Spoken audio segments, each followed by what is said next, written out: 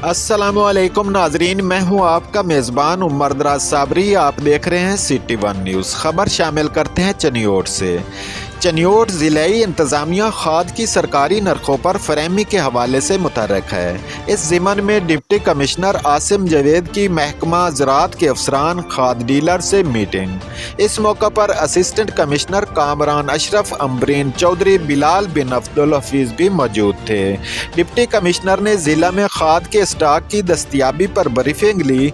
महकमा ज़राअत के अफसरान को काश्तकारों को सरकारी नरखों पर खाद की फरहमी को हर सूरत यकीनी बनाने की हिदायत भी की। डिप्टी कमिश्नर का कहना था कि यूनियन कौंसिल लेवल की बजाय खाद डीलर्स शॉप्स पर ही तकसीम करवाएं।